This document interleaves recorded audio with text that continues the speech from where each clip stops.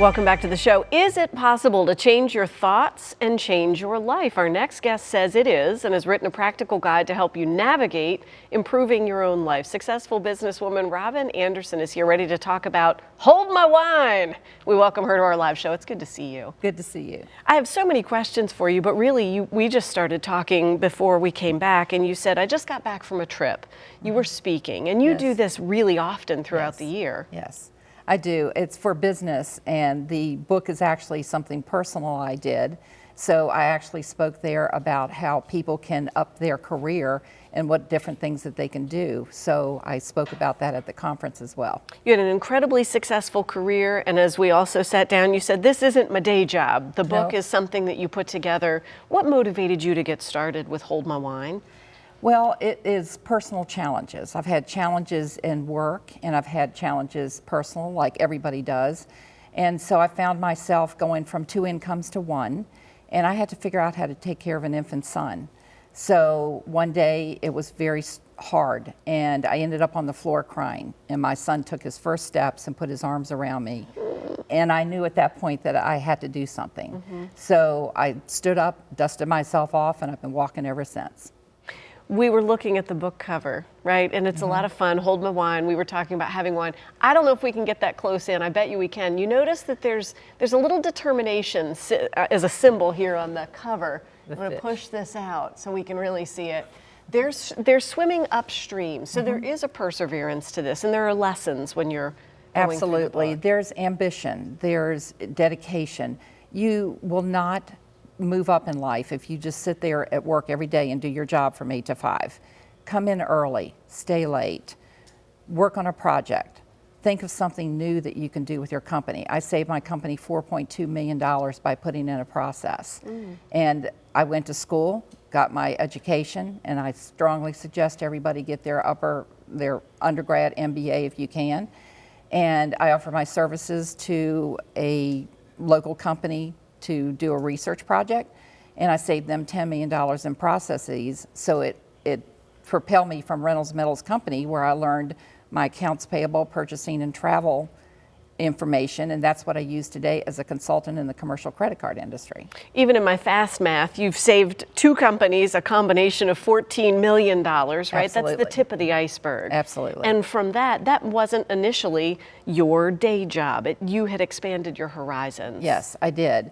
And since then, I went to work for JP Chase. I worked for American Express, SunTrust Bank, MUFG, and lately Texas Capital Bank recruited me, and they're one of the top 20 fastest growing businesses in the United States. So I'm a B- kind of girl, and everybody says it must be because you're smart. It's not that. It's just being very determined and ambitious and doing what you do best. Well, we talked about being practical and some impracticalities, but some practical advice here in Hold My Wine. And it's a funny title. So how is this resonating? And what are your favorite nuggets of practical advice?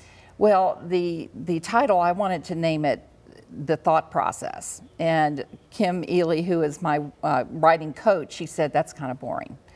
So I thought, well, let me think. Okay, challenges. When somebody gets ready to do a challenge, they typically say, here, hold my beer. Well, mine is here, hold my wine. And it stuck, and it became my brand. The nuggets are get in there and do something. Nobody's going to give you anything in life. You have to do something for it. Get noticed. I've been a boss before.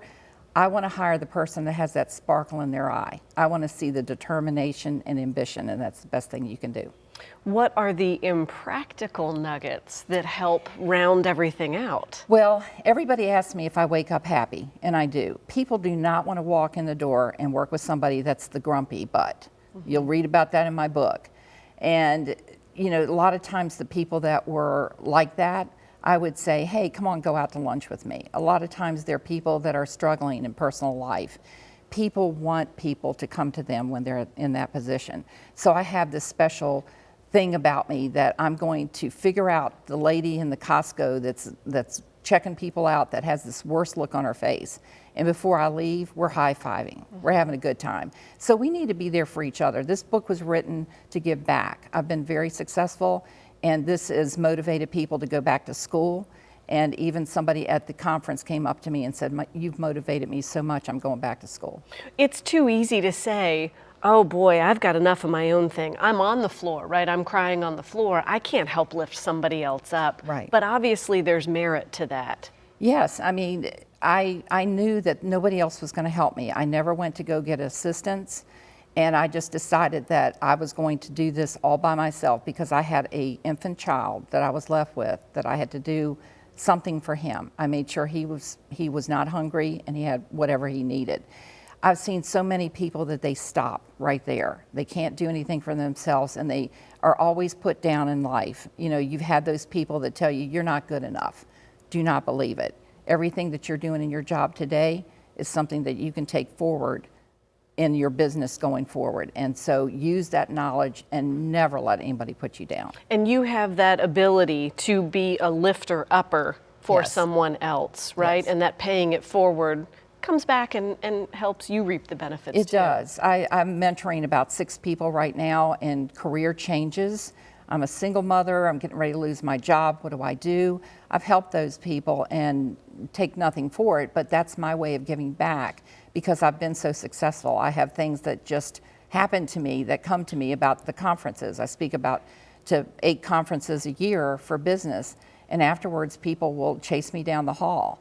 And they like the energy. People love smiling faces. Yes, they do. No grumpy butts. No grumpy butts. We don't want those. Robin's book, Here, Hold My Wine, is now available. She'll be signing books at 53rd Winery and Vineyards booth coming up on Saturday, February 29th at Thrive, the Women's Health and Fitness Expo presented by CBS 6. So you can meet Robin in person. The signing is at 11 a.m. Here's your invitation to come out and enjoy dynamic stages, speakers, booths, exhibits, including the very popular Virginia This Morning cooking stage. It's all at Thrive, the Women's Health and Fitness Expo from 10 a.m. until 4 p.m. at Richmond Raceway. It's a new location this year. Plenty of great parking. Plus, fitness trainers Joel Freeman and Autumn Calabrese will be there. Talk about getting motivated.